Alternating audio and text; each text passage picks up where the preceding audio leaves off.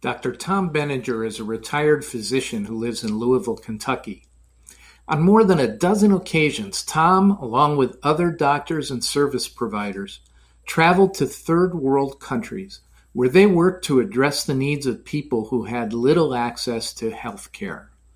Motivated by a deep and abiding faith, Tom has participated in medical missions in the Dominican Republic, Afghanistan, and Nicaragua. After briefly discussing Tom's background, I asked him to describe those experiences and how his faith inspired him to serve. I'm sure you'll find his story as inspiring as I do. The humbling thing is to do what you did day to day and got paid for it, and providing it in a foreign country where they don't have access to it. There's a part of you that wishes you did that 24/7, that you could do that and make a difference. I'm Don Frederico, and this is Higher Callings. This afternoon, I'm with my old college friend, Dr. Tom Benninger.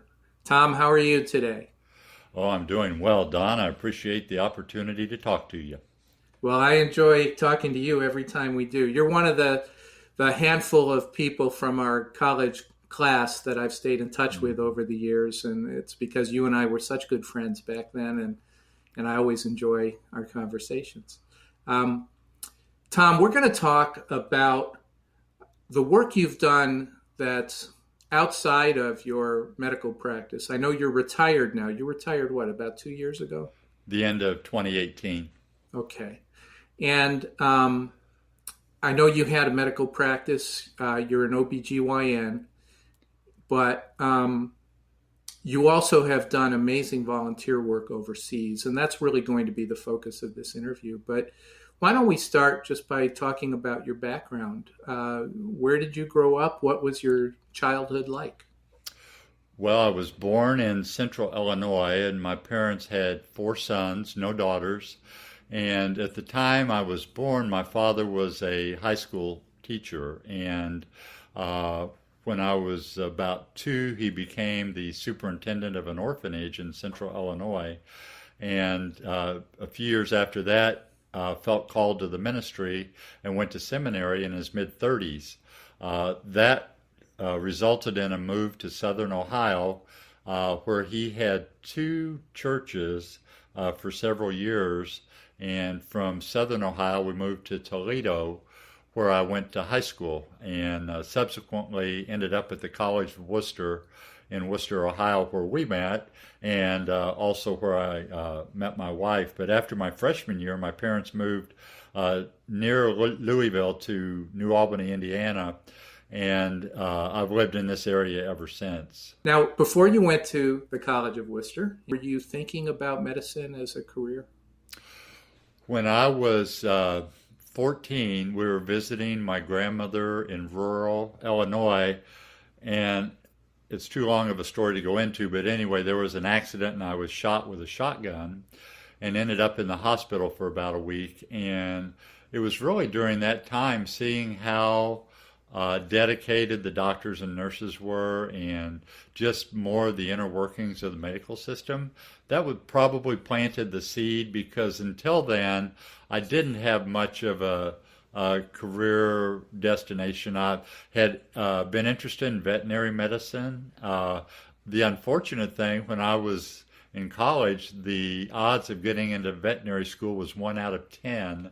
Medical school was closer to 1 out of 3 or 1 out of 4, so maybe I was playing the odds. You also, when you got to college, you met a woman named Marcia, who became your wife.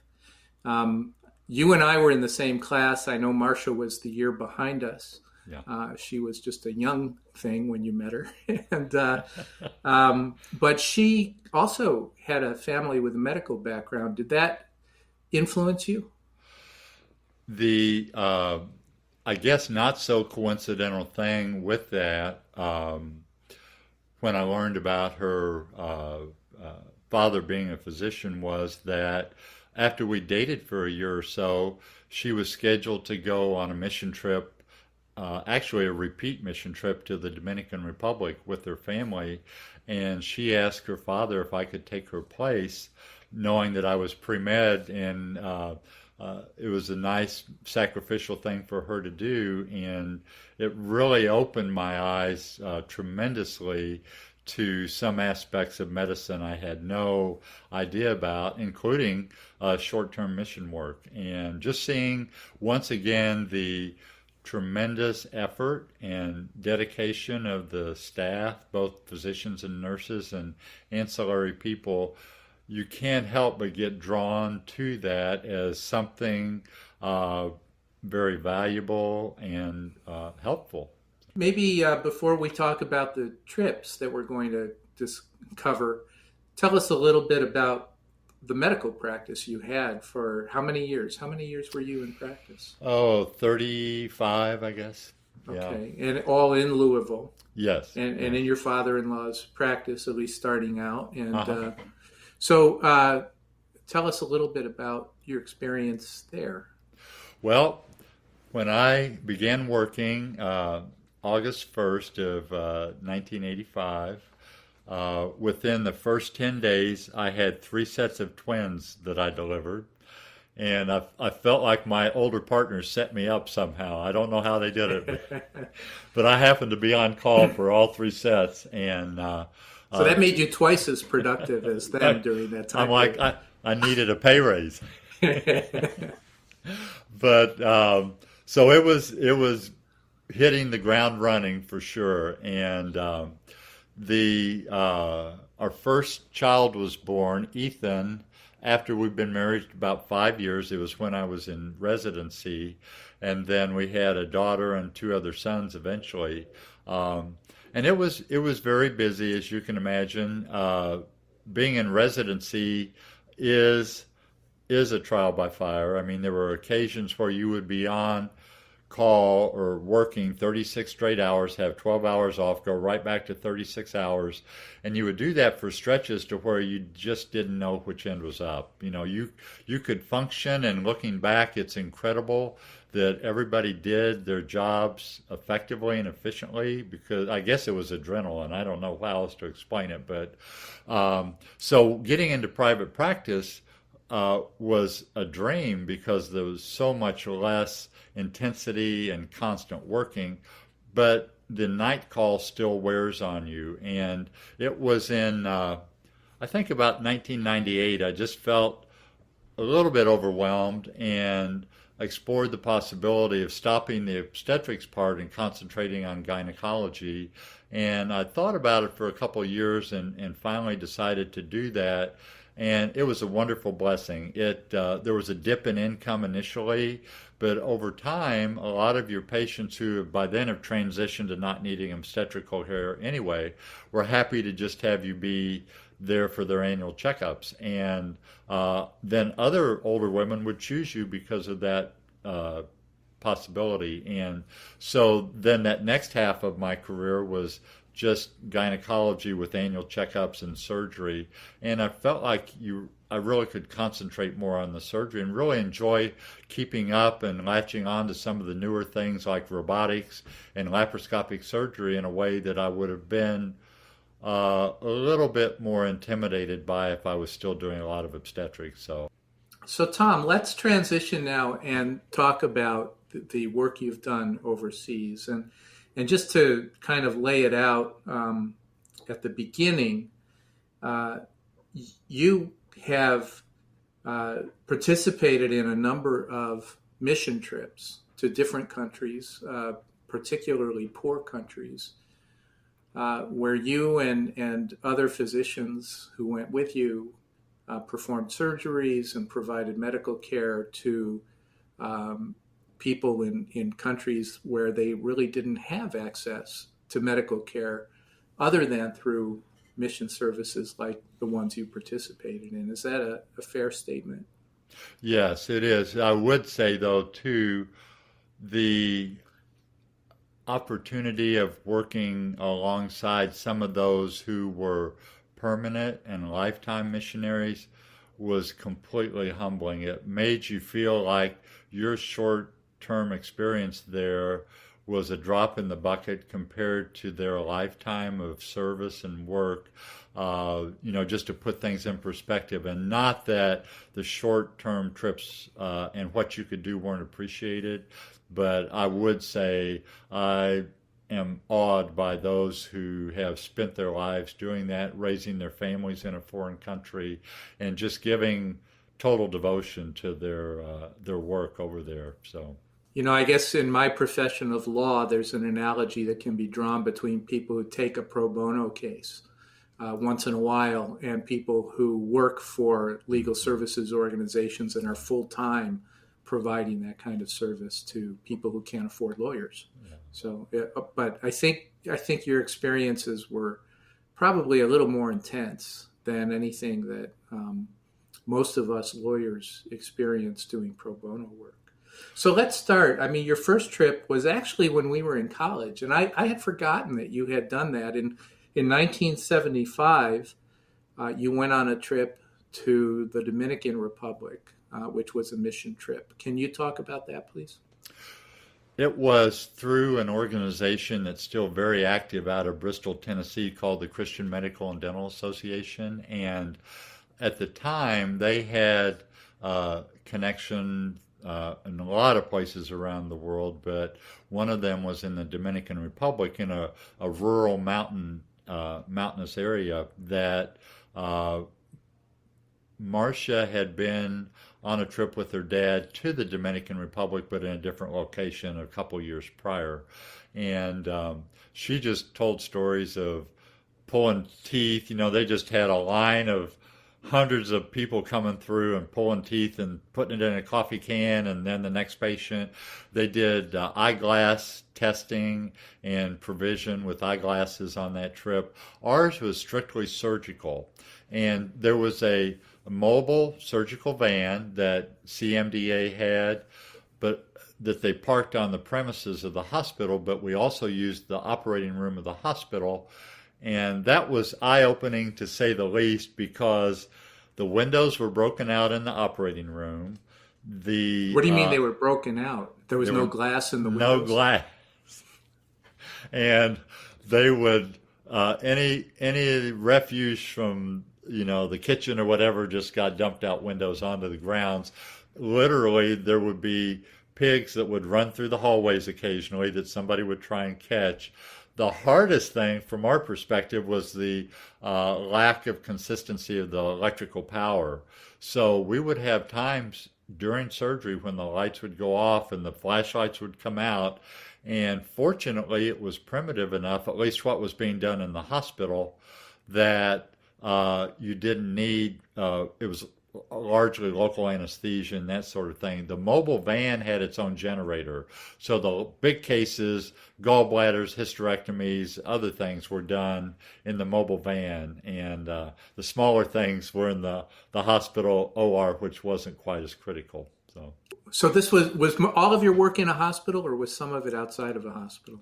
No, here we were stationed. We were living with some missionaries who were there full-time, Ed and Kathy Brainerd, and actually with a couple of the other guys, I was in this, it was, I think, had been a bar, and we had a shower which was a open water pipe coming out of the wall, and I don't remember too much of the other details. I probably blocked them, PTSD or something, but there were about 15 in the team, and we had anesthesia, 3 surgeons, and various assorted other helpers and nurses and so forth. But it was bare bones. The disposable surgical gloves, they would wash, re-sterilize, hang out on the clothesline after they were washed before they re-sterilized them.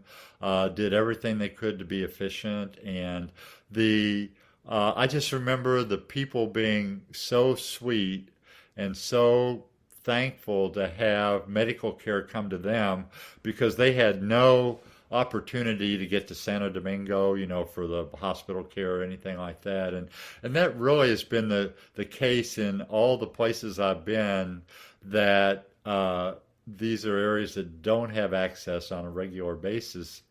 And people put up with things that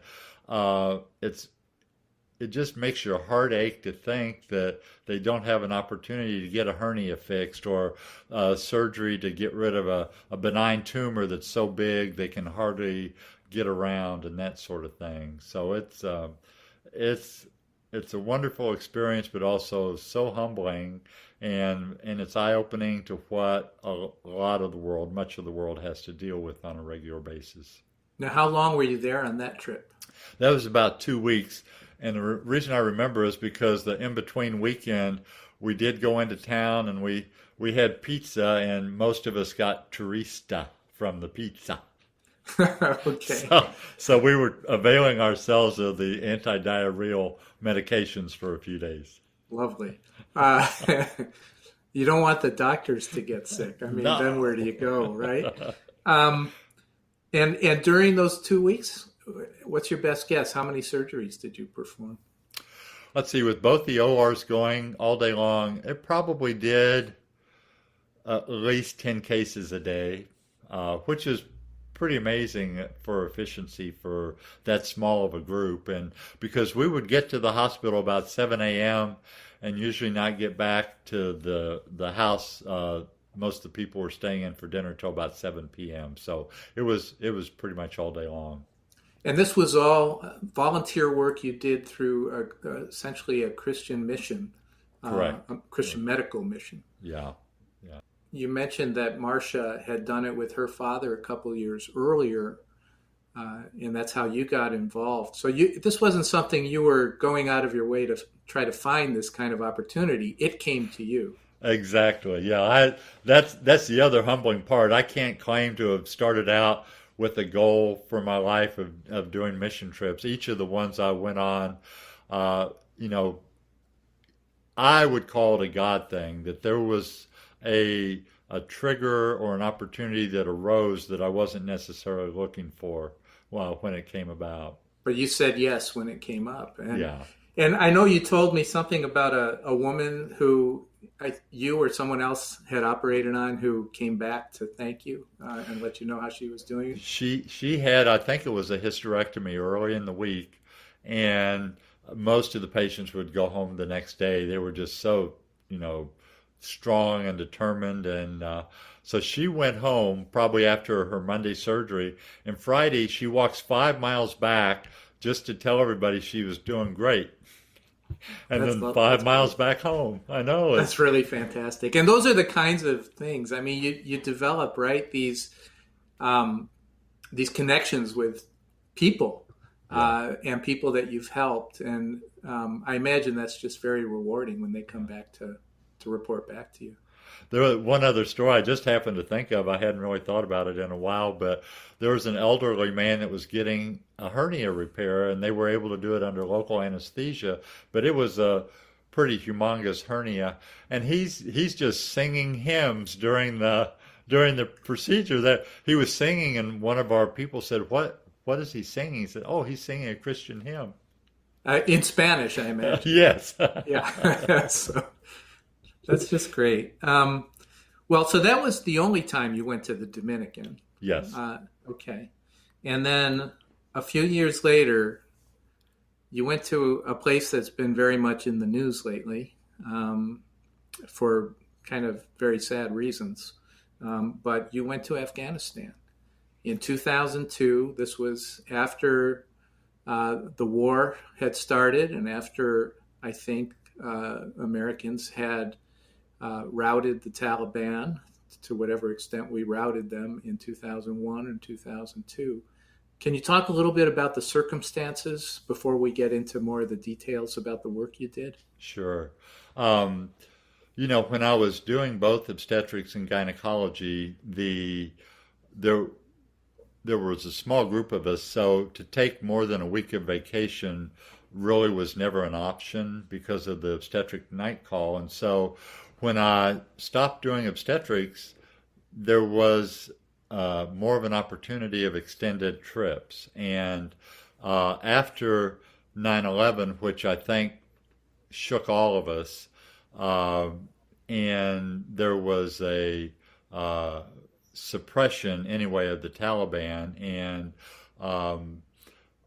I just had a sense of wishing there was something to be able to do for the people of Afghanistan, and more than just donations and sending money. And in January of 2002, ran into a good friend from medical school who was a pediatrician, and he was on the missions committee for a local church, Southeast Christian Church. And I just said, "Oh, David, what are you doing?" He says, "Oh, actually getting ready to go to Afghanistan." And I said, "What?"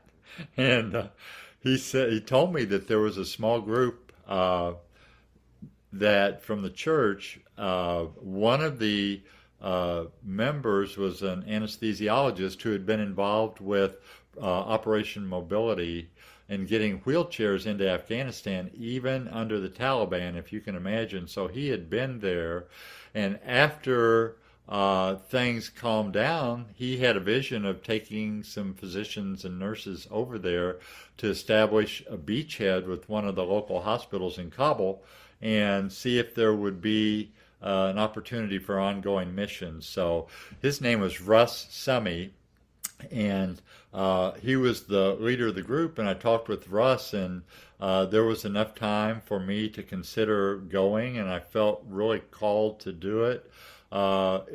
It's one of those things where you commit to it, and then you think, "What am I doing? Yeah. What am I about to do?" Well, it's. I didn't realize it was in January of 2002 that you had this encounter with this gentleman, and I remember so vividly, where we were at that time. I mean, it was still very fresh. It was only about 4 or 5 months after the attacks, Yeah. the 9/11 attacks, and Americans were still very much on edge. I know I was. Wondering what was going to happen next. And so it had to be especially concerning to go at that time. Things hadn't really settled down yet, as I recall, even though I don't know what the status was of the American invasion in Afghanistan, but maybe you could talk a little more about that. I mean, how much was the United States in control at that time, and how suppressed were the Taliban when you got over there? Well, when I talked with Russ about some of those issues, his contact in Kabul was a gentleman named Wakil, and he said, "I really feel confident in Wakil being able to assess the situations and let us know if it's dangerous, and if this is a time frame that it might be advantageous to go." And as we did the preparations between January and March, things seemed a little calmer and a little more in control, to the point where everyone who was going to be going on the trip felt comfortable. It was amazing because there was a man there from Loma Linda, California, others from different areas around the country that we met in Chicago before we flew the first leg of our journey. And everybody had a similar urge to participate without knowing exactly what to expect. One of the men was Ian Crozier, who was in doing a fellowship in infectious disease at that time, was one of the Americans who got Ebola early on, and fortunately survived. But he was the unnamed doctor for months. And then after the fact, I knew Ian had it because of our contacts, but fortunately he got through it. Now, I think he still had some after effects, a year or two later, but Ian was on the trip. We had a priest, we had a plumber, we had a pastor, pediatrician, anesthesiology. It was a hodgepodge of people, and everyone ended up being able to contribute in remarkable ways on the trip. So my story wasn't unique, I don't think, and actually we might get into it a little later, but the plumber was the most effective person out of our group, I think. Well, how so? Go ahead. Well, when we we could not fly into Kabul. We had to fly into Peshawar, Pakistan. And as we were there awaiting the departure the next day, there was a group of engineers from EMI, Engineering Missions International, and they were coming out of Kabul as we were getting ready to go in. So that night at dinner, the engineers, we were just talking, and at the dinner, spread out on the floor, they said, boy, it'd sure be great if you guys had a plumber. That's what they really need, because the septic tanks in the hospital were full. And so one thing led to another, and our plumber, who was retired military, got access through the embassy to military pumping trucks and bought PVC pipe, and 2 truckloads of sewage was taken out of the septic tanks so they could use them, because they were dumping bedpans out the windows on the hospital grounds at that point. So it was just another real God thing that we just shook our heads in amazement at. And this was just a group that kind of loosely assembled, originating in a church in Louisville. Right. People had heard through the grapevine about the mission trip, and I don't even remember everybody's individual story, but it was a phenomenal group of individuals, and obviously willing to experience a little bit of adventure, not for the sake of being an adrenaline junkie. It was because they felt a calling to go and do something to be helpful. So Tom, when you got there, what did you see? What were the conditions when you arrived in Afghanistan? Well, you were in Kabul or just outside yeah, Kabul? no, we were there. We were just real close to the American embassy, which we didn't know if that was a good thing or a bad thing, as far as being protected or being a target. But when we left Pakistan, we had to go overland through the Khyber Pass, and so that was an 11-hour van ride. They told the women to restrict their fluids because there'd be no place for them.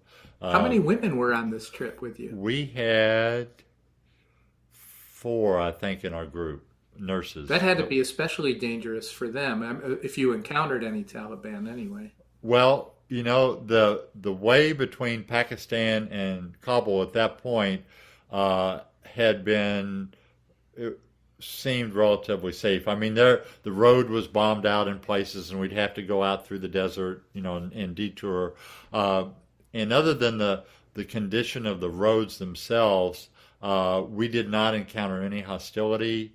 One of the amazing things, we get into Afghanistan, and you see hundreds of acres of opium poppies growing just wild, and that's where the Taliban got a lot of their money, was on the opium trade. So we did the van trip. We arrived at the guest house, and it was crowded, and but they did everything they could. We had good food, and we just kind of hit the ground running, establishing contacts with the medical staff at the local hospital. During our trip there, because of cross connections of some of the NGOs, we ended up helping with a food distribution, a rural clinic, taking supplies to the hospital. Some of the doctors did some teaching at the hospital. It was the most important part of our trip, probably, was establishing those human connections with the hospital staff, many of whom had never had contact with Americans before. There was a military presence almost everywhere. We would hear gunfire during the night sometimes, but day by day, Wakil knew where the safe places in town were and where they weren't, or which routes to take through town. And he told us up front, he said, there are Taliban we will be in contact with daily who've shaved off their beards and melted into the woodwork, but they know they're being watched and they will not cause any trouble. And so we had a relatively incident-free trip. I think there were maybe a couple minor accidents, in traffic, which if you saw the traffic, you would wonder why there weren't horrendous major crashes constantly, because no one paid attention to the traffic laws. But it was not anything worrisome from that aspect. When we would hear news from home, we worried more about what was going on in the United States than we did downtown Kabul. So How long were you in Afghanistan, Tom, on we this were there trip? about 2 weeks. Yeah, it was about a 2 week And trip. how did your family feel about you going? It was hardest on my parents, as you can imagine, to not have any control over this, although they were philosophical about it, especially they had to admit they raised me the way they raised me. And at that point, your children's decisions are their own. And if you're doing things hopefully for the right reasons, then they know the Lord will protect you. But Marcia never expressed any fears or concerns, but I have to think that they were there just because of where we were going and the lack of contact during that length of time. What work did you personally do while you were over there? Probably the most hands-on were the medical clinics, and it was not a medical clinic in the sense that you were able to make a diagnosis and set someone up for surgery and that sort of thing. It was largely listening to complaints about aches and pains.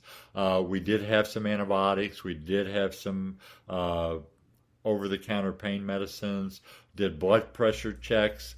If we had prescriptions of antihypertensives or something like that, the hospital was making their best effort to fill those prescriptions. But, it was hard because we were around physicians who were not being paid at the time. They were, giving their services up to help their people. And the teaching hospital we were in was called Maiwand. It was Maiwand. And it was, I am sure there were better equipped hospitals in Kabul, but this one wasn't. They did plastic surgery, ear, nose, and throat, orthopedic surgery, and general medicine. And they did tell us under the Taliban women were not allowed to be admitted to the hospital. I guess they got whatever little care they could in private women's clinics or something like that. But, that kind of restrictive mentality is just hard for Westerners to even fathom, that things Right. like that were still going on, in our modern world. And what were the people like that you encountered? Wonderful. I mean, Wakil was an example, I think, of all the Afghans. Always had a smile on his face. He spoke wonderful English. One of my favorite memories of Wakil, we were going on this trip, this 11-hour trip through the Khyber Pass, and at one point we stopped at a little roadside place for juice boxes and fruit, and he comes back to the back of the van and he said, "Are you fresh?" And we all just laughed, and he meant refreshed after our stop. And we said, "Yeah, oh, we're as fresh as we can be under the circumstances." But he was unfailingly kind and optimistic, helpful. He coordinated everything that we did with the local staff, and the people, they had this thing. One of my contacts was one of the ear, nose, and throat people, and he bonded to me for some reason, and he would grab and hold my hand, and of course the other men in the group were taking pictures and ribbing me at the end of the day. "Oh, how was the hand holding today?"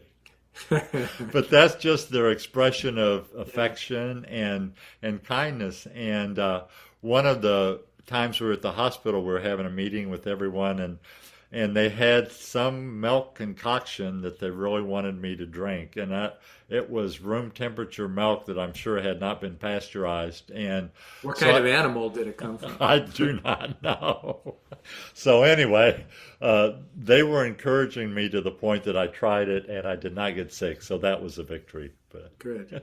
So overall, Tom, I mean, what did you come away with from that trip? What thoughts? What impressions? What was the takeaway for you? I think the number one thing, Don, that I felt was how everyone around the world is the same.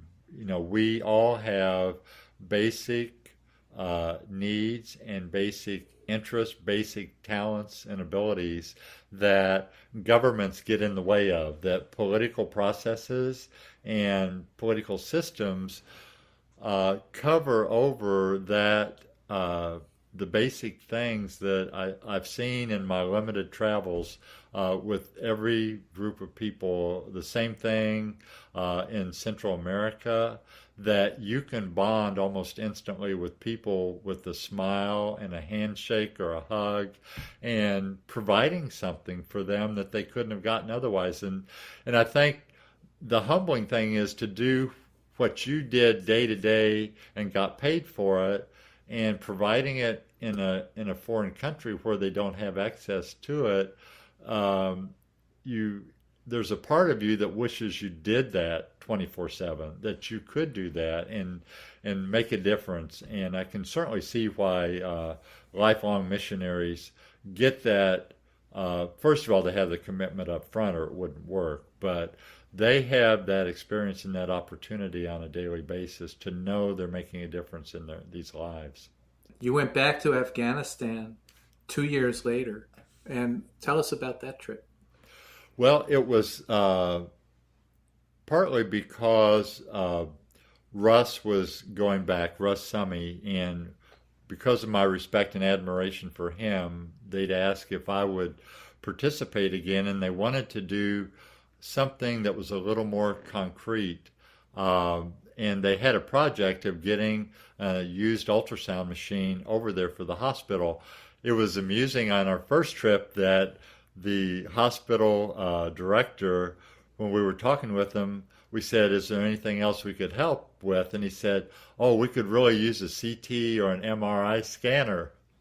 And we had to just gently help him understand the logistics of, number one, the fact they don't have consistent power, that you need a whole staff to run the machine, to be trained for it, to keep it maintained, and to repair it. But we thought an ultrasound machine for the hospital for scanning pregnant women and gynecologic exams would be helpful. So that was one of the focuses of the trip in May of 2004. And one of our nurse practitioners in our office also went to Southeast Christian Church. And when I asked her if she would be interested in going, did express an interest and ultimately went. And I know it was very hard on her family. She had 2 teenage daughters, and her husband wasn't as much on board with her going. But things had calmed down even more since 2002, and we'd had a 2-year almost continuous stream of people going back and forth from the church and with other organizations. So it was even, the logistics were ironed out even more. Plus, at that point, we could fly directly to Kabul, to the airport there on Ariana Airlines, instead of having to go through Pakistan. So it was more of an efficient trip and that sort of thing. So the focus of that was not just the ultrasound machine, but there was a dental clinic in a little town called Astalif that was on the edge of Kabul that we had some equipment to get up to the clinic, so that would be able to be up and running. Let's see, there were really more in-depth contacts with the hospital and other things through the Ministry of Public Health in Afghanistan that kind of important logistical and streamlining things that we had meetings in order to be able to do. And so it was a smaller group and a little different focus, but it was still one of those situations where day to day it was more Wakil knowing what and where and how to do things for that day that we were able to do it. So that's the thing. It's critical to have boots on the ground people like that who are there all the time, that can direct your group and your mission, your purposes. So he was excellent in doing that. Were you there for 2 weeks that time? Yeah, as that well? was another 2-week trip. So. These trips cost money. Where did the money come from to take this trip? We know some of the people would have donors who either spontaneously or on request would help fund the trips. I fortunately was able to do some of it myself. My first trip to Afghanistan, my father-in-law really wanted to pay for my expenses, and so he took care of all that. But those were good stories too, because some of the trip members would meet with friends and family and discuss the prospect of them going, and were able to share not only the opportunity for them to support them in their trip, but also to become a little more invested personally in something of this magnitude. And time and again, we heard of people who would say, I can't personally make the trip, although I would like to, but I certainly would like to help in helping pay someone's way. So it was a variety of different sources that people were able to get help in order to be able to go on the trips. Well, all of that, your trip to the Dominican, your 2 trips to Afghanistan, are really almost a prelude to what you did after that.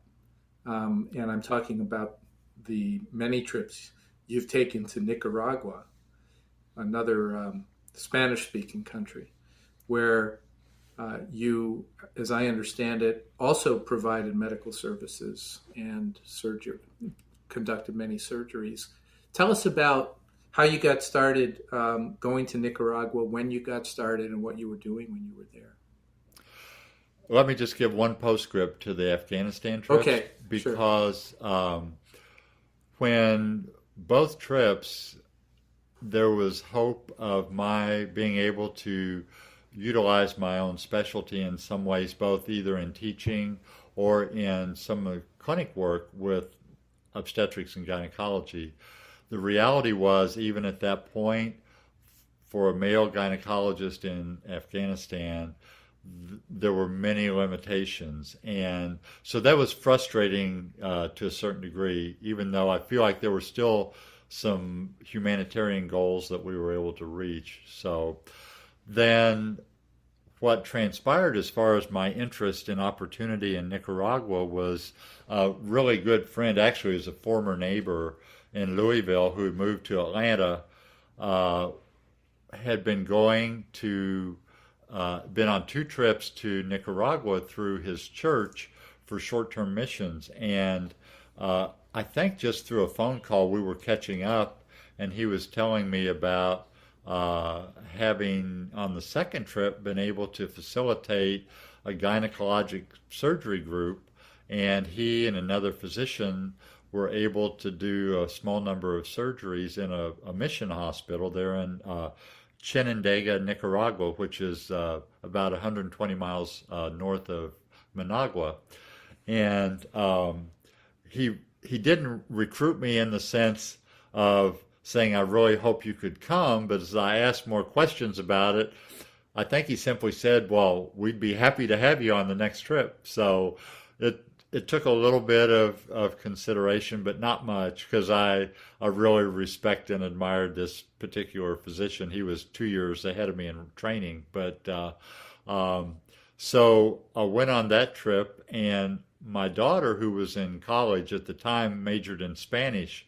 So she went along as an interpreter, and indirectly, subsequently ended up being a physician assistant because of that experience. She had a couple of other jobs after college, and even though she said she would never take science courses for college, she got her prerequisites, went back and got her physician assistant degree, and has been working at that currently in Ann Arbor, Michigan, at the University of Michigan. But that's just a sidelight from that first trip. But we had our own staff of 2 operating gynecologists, one anesthesiologist, a nurse anesthetist, and several nurses. And at the little mission hospital, we had our own setup for operating, recovery, and it was just down the street from the mission house that we were staying in. leaky roof and cold showers and all. One of the men on the trip said, "Well, one thing about cold showers, the mirrors don't fog up." So I guess you can always look on the bright side. There's a bright side to everything, sure, a silver lining. Yeah, but Lance Wiest is the physician that I was with, who spearheaded the trip, and I did, I think, probably 35 or 40 cases that week that we were there, and when you say cases, you mean surgeries? Surgeries, yeah, surgeries. Mostly major surgeries, yeah, Okay. and. You know, it was under conditions that were different than we were used to doing in the United States. But the one thing good was the inner city hospital that we were trained in was a little bit like a MASH experience to some degree. I mean, we had 40-bed unair-conditioned wards. We had a little bit more primitive operating rooms and so forth. But so we didn't have our laparoscopic equipment and some of the other things that we normally used, but we knew how to do hands-on, old-fashioned abdominal surgery and other vaginal surgery cases too. And so it went really well. Again, it was a variety of different cases. One of the sweetest experiences when one of the patients in a recovery room, a little old lady, all smiles the day after surgery, and she said, "This has been like staying in a beautiful hotel." And we all just kind of looked at each other and grinned. And we said, "Have you ever stayed in a hotel?" "No, but I saw one once on TV." And we just all broke out laughing. But the hardest thing was the first day there. We would always do a clinic, and we'd see usually about 100 patients. And once the surgery schedule filled up, we could not add any more patients in, even though there were still people that were waiting or hoping to be able to get in for surgery. And we would take their names, and they would be first on the list for the following year. But that was a hard thing, just knowing there was a limit to the capacity. But you still had the feeling of at least you made a difference in the lives of the people that you were able to help. So that, and these were people who had no access to health care generally? Yes, they were folks in the rural community. They would have been triaged to be able to come either through a radio public service announcement.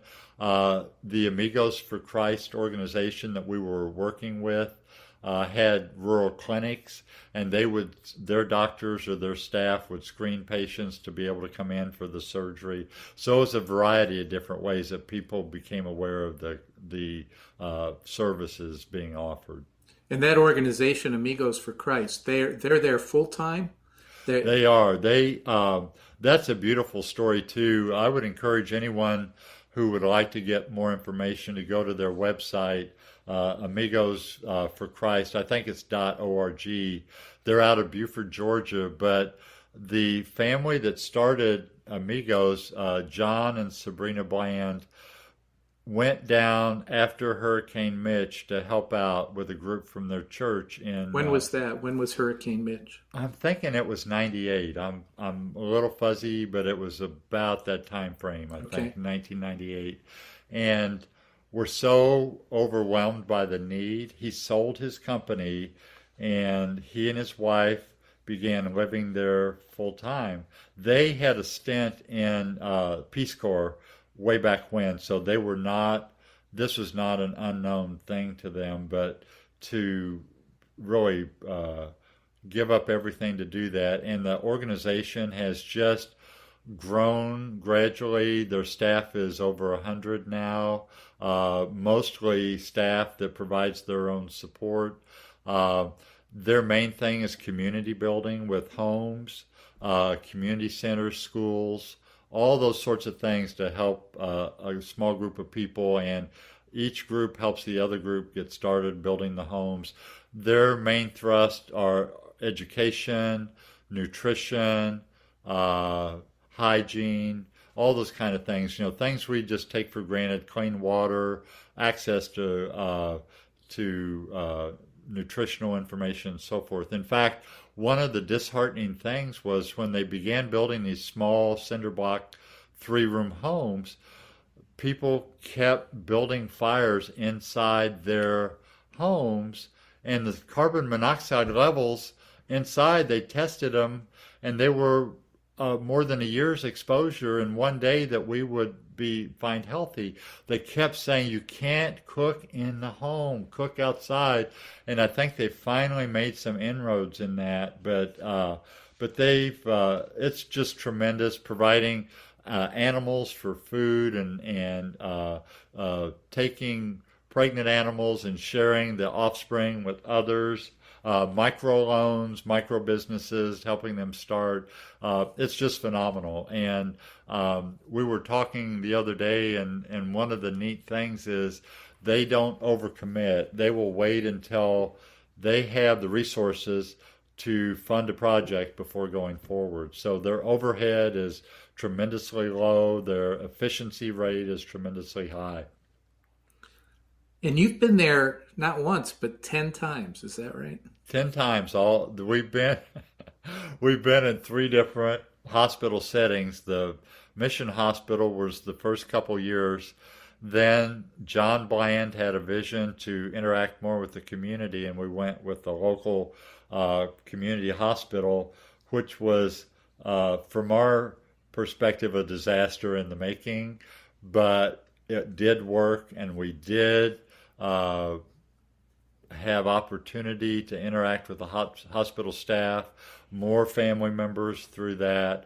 It's just been a real blessing. And at the outset, there was a lot of pessimism, and after that first year, it was just miraculous to see how well things meshed together. Then that hospital we were at for 2 years until an earthquake damaged it so severely it had to be razed to the ground. So then another community hospital allowed us to come in, and that's been the location for the last several trips. How are Americans received in Nicaragua? Extremely well. They have pretty stringent criteria for us coming in. All of our licenses and diplomas have to be up to date. They're very particular about the medications we bring in. If they're within just a few months of expiration, they won't allow them to come in. But really, on the whole, they're very happy to see us. There are minimal hindrances. We all know the circumstances in Nicaragua and the unrest a couple years ago with protests for the government that were violently put down. It actually curtailed a trip or two for us to go. But I think because they appreciate outside groups coming in and having the Amigos for Christ there all the time, there's that beachhead with the community constantly, and we would several times have gotten certificates of commendation from the Ministry of Health for being there and helping out. And they have one of their administrative assistants come and hand out the certificates, and it's a real sweet time there at the end of the week. So Tom, you've been going there since 2009. You've made 10 trips. How many more trips do you have in you? That's a good question. We actually were scheduled to go this past February, and so our next trip is tentatively for upcoming February. But the problem is the uncertainty of the situation in Nicaragua as far as the pandemic. There's not a reliable way for people to be tested or to be vaccinated. And with the variants, I don't know exactly. I'm hedging because I don't know what the answer to your question, but I'm hopeful that there's at least one more trip. I'd like to get back there one more time. Has Marcia gone there with you at all? She did. She went one time, and she is a registered nurse, And as Don knows, she's the sweetest woman that I know, and I'm not prejudiced at all in saying that. So she was received with open arms, and she was willing to do anything that she could do, and just being there with her was a wonderful experience for me. And we have a disabled son, which limits her being able to go more than she has. And but that was just that one time was a wonderful and fun experience for me. Tom, listening to your stories, the phrase that comes to mind is, and thinking about both you and Marcia, and of course, influenced by the fact that I've known you both for many, many years, is salt of the earth. I mean, you're just the salt of the earth. And I don't mean only you. I know the other people that go on these trips are also doing wonderful work, and they're doing it out of a deep and abiding love of people and, if in many cases, faith. Do you want to say anything about how your faith motivates you to go so far out of your way and sacrifice so much of your time and energy to help people in need of help? You know, I think that the little bit that I could say in regards to that is the desire to have a practical outworking of your faith. You know, I think that little book of James in the Bible is so helpful because he says at one point, what good does it do to tell someone to be warm and filled if you don't assist them in achieving that? And, Paul talked about there are works that have been prepared beforehand for you to walk in. And I think that would be the motivating factor, knowing that if the faith doesn't have a practical outworking, you have to wonder a little bit the depth of it or the reality of it. And I would not ever pat myself on the back because I feel that those who have been given so much, and for me, it's the gift of eternal life through Jesus' death and resurrection. Once you have a feeling of indebtedness and gratitude, then there's a natural outworking of wanting to be an ambassador, so to speak, for your faith. And that's what I would have to say. And I think that, as I said in the beginning, my admiration is for the full-time missionaries who have given everything to doing this, and yet to hear them speak of their gratitude for those who come short-term and help fill in the gaps a little bit and give them a break. I know there are physicians in this country who will go over to foreign countries and work for a month or two so that full-time missionaries can have a little bit of a sabbatical. My hats are off to them too, because it's a logistical issue when you're trying to maintain your own work and medical practice to give up a fair amount. I find it really inspiring what you and these other folks do, and I know people of other faiths who also share the same sort of commitment to giving back to the world and serving humanity. When you mention the book of James, the phrase that comes to mind for me is faith without works is dead. And that's really what you're saying, and what you and other people who do this kind of work are exemplifying. They're not just talking the talk, they're walking the walk, as some people would say. Tom, this has been wonderful. Do you have any last thoughts you'd like to convey before we end the conversation?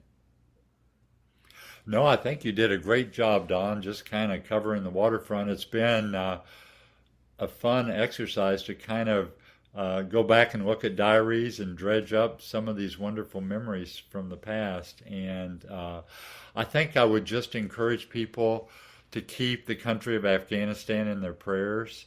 Wakil does have an organization that is still helping Afghans in Kabul and also refugees, and it's capital E, capital P, capital E, capital K, EPEC, international.org. So if you have an opportunity, check that out. I know that all their hearts are in the right place, and it would be a reliable opportunity to assist a little bit during this time of crisis because, I hate to think of what some of those sweet people are going through again, and I don't know that there's an answer, long term. So many countries have, quote, invaded Afghanistan and lived to regret it.